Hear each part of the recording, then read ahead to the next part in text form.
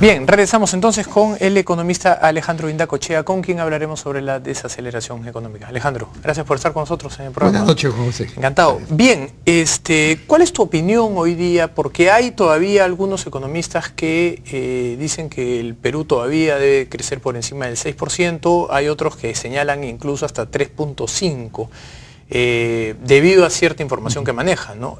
¿Cuál es un poco tu opinión sobre cómo viene la economía en estos meses? Mira, el escenario internacional se ha complicado. Esto se ve reflejado a nivel de una baja de los precios de las materias primas en general y los productos, los minerales que nosotros exportamos. Y el Perú es un país minero. Esto implica una desaceleración de la actividad económica, que ya se ha puesto en manifiesto en el primer trimestre. Baja de venta de cemento, energía eléctrica, que es un termómetro interesante, la actividad económica, el PDI, y algunos estimados van en la dirección de que este año no podríamos crecer el 6,5%, se habla hasta de un 4%. Tengo una gráfica que quisiera ver contigo. Esta es una gráfica que es proporcionada por el economista español Ricardo Lago. Él básicamente ha hecho una serie desestacionalizada. Voy a aprovechar para pedirte que por favor se lo expliques de manera un poco más didáctica a nuestros televidentes. Es la variación trimestral móvil anualizado y ahí se nota claramente un enfriamiento que viene desde el año pasado. ¿Cierto? Mira, Ricardo muy prudentemente nos ha señalado que, cuidado, hay señales de desaceleración. Esta tendencia está cambiando gradualmente. Y ahí lo representativo es que compara trimestre con trimestre, para evitar, digamos, los sesgos. Esto es un gráfico que es mucho más riguroso si uno quiere realmente medir una comparación, porque no toma solo los meses, sino aprovecha trimestres y desestacionaliza la información. Que en los meses, ¿no? Con los feriados, variaciones, pero variaciones eventuales puede haber distorsión, pero esto es académicamente incluso más representativo. Claro. Entonces, básicamente, si nosotros preguntáramos, ¿hay o no hay desaceleración? Este gráfico responde inevitablemente, hay desaceleración. Hay una tendencia, para mí, clara a una desaceleración de la economía. Correcto. Lo cual no es malo, digamos, en un inicio, en el sentido de que nos llama a prudencia, cautela. Esto no iba a seguir como estaba el año anterior, pero se complica con el actual escenario político. Ahora, ¿tú crees que decisiones internas tienen que ver con esto o solo factores externos? Acá factores externos. Ahora, si a esto le agregamos el contexto político, la situación se complica. A manera de referencia, el encuentro del Foro Económico Mundial de la semana pasada, donde prácticamente se nos presenta ante el mundo como la economía modelo en el manejo macroeconómico, en crecimiento. Pero el optimismo empresarial, y no quiero sonar pesimista, pero el optimismo empresarial sí ha estado decreciendo en los últimos meses, ¿no? Ha bajado algo, pero era la ocasión. El Foro Económico Mundial, donde muchos de nosotros no vamos a volver a ver otro nuevo Foro Económico Mundial en el Perú, porque ha sido un hecho fortuito de cada 20, 25 años, lamentablemente se vio opacado por la noticia de la refinería La Pampilla, de La Paz. Esa indefinición sobre Estado y mercado, esa no era la ocasión, fue en el momento menos oportuno. Y evidentemente los incidentes de los últimos días, también el mensaje del presidente el domingo en la noche, donde fue todo lo contrario. En lugar de darnos un mensaje de estabilidad, una señal de confianza, fue todo lo contrario. En el gobierno diera la impresión que ellos creen que no definiendo qué va a ocurrir en el 2016, pues dejan entonces de lado ese tema y sigue avanzando. Claramente ese tipo de inestabilidad política genera una incertidumbre que se refleja después en la economía. ¿Por qué tú crees que no lo entienden así o por qué crees que están haciendo caso omiso a eso? Porque no tienen claramente definido el escenario y lo van probando exploratoriamente, como se dice, se van haciendo las cosas en camino. Entonces ellos prefieren dejar esa incertidumbre, no miden las implicancias que tiene en el campo económico y evidentemente eso va a tener su costo, ¿no? Correcto. Tenemos otra gráfica que es manufactura no primaria, también desestacionalizada y también por trimestre, donde claramente se ve una reducción muy fuerte de la producción no primaria desde julio y agosto del año pasado. Sí, esta es la parte no primaria.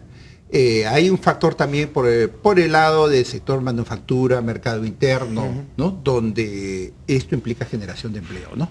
Ahora, sería bueno, con esta información que le estás poniendo en evidencia, preguntarnos ¿Qué pasa de continuar el escenario como estamos? Canon, regalías, ajuste presupuestal en el país. Y todo Ojalá lo que, no ocurra. claro, y además todo lo que es programas sociales, desarrollo de infraestructura está basado en esto. Sustentado en esto. Entonces yo creo que para el televidente común y corriente es importante preguntarse qué va a suceder con el presupuesto de su región. En canon, en regalías. Correcto. Tenemos una última filmina que es la de importaciones de bienes de capital. Los bienes de capital son aquellos productos que nosotros importamos para poder terminar los productos que estamos produciendo, o sea, para lograr los productos terminados, ¿correcto? Entonces, de alguna manera es una señal de también la expectativa futura de venta, digamos, de las empresas, ¿no? Este es un termómetro de cómo la economía está invirtiendo en activos productivos para seguir con ese ritmo de crecimiento económico. Acá lo que nos muestra es que hay un ligero cambio de la tendencia, una Y estabilización. también desde más o menos agosto del año A pasado. partir de agosto. Observa que esto es, estamos hablando a febrero, no estamos Correcto. hablando a marzo y no estamos hablando a abril con los recientes acontecimientos. La información que está saliendo tanto de producción energética, de las eléctricas, que es una variable muy pegada al PBI, como del consumo de cemento, también ya anuncian una... Hoy día salió la noticia que las ventas de cemento han sido solo 2% de crecimiento frente a 14 y 15% de los meses anteriores. Cierto, cemento, hay dos variables. Gasto de gobiernos regionales, que parece que muchos proyectos no se han llevado a cabo. Grandes proyectos que están siendo pospuestos, que no estaban en el calendario. 25.000 millones de proyectos mineros parados, ¿no? Claro, Es una en cosa stand-by. increíble. Entonces, ahí se ve reflejado porque el consumo de cemento es un termómetro de la actividad, digamos, de construcción, ¿no? Si sumamos todas estas señales, ¿a dónde crees que está apuntando la política del gobierno? A agravar este escenario. A agravarlo. Agravar este escenario. ¿Por qué? Porque si a esto le sumas todas las cifras que estamos mostrando, es sin considerar los acontecimientos de los últimos días. Lo de la refinería La Pampilla, indefinición del rol del Estado, donde sale la clase política a dar un mensaje de 30 años atrás, 30, 40 años atrás. Señalan ellos que como el precio es alto de los combustibles, para poderlo regular y llegue a precios cómodos, tienen que crear empresas públicas. Este argumento es falaz. Este argumento bajo ese esquema sobre el supermercado, cines, Claro. tenemos que comprar teatros, volver al pasado. Ese argumento de esto es una discusión técnica, ¿es una discusión técnica o es una discusión finalmente de lo que el presidente no quiere ver, que es un modelo, una ideología, una forma de entender las cosas? Pero una ideología del pasado, una ideología de 40 años atrás. No se ha entendido, digamos, que lo que estamos viviendo hoy en día es de 20 años de un modelo económico coherente y consistente, que al margen del cambio político hemos mantenido la direccionalidad. Lo que tú dices es, no interesa si es rentable o no, porque rentable puede ser un cine, y no vamos a pretender que mañana el gobierno sea dueño de un cine igual porque es aerolíneas. rentable. Si ese es el esquema, Claro. igual sería aerolíneas. Si el argumento de la clase política es ayudar a que los precios sean bajos, tendríamos que entrar a comprar. El otro cines, argumento es que aerolíneas. los otros países lo tienen.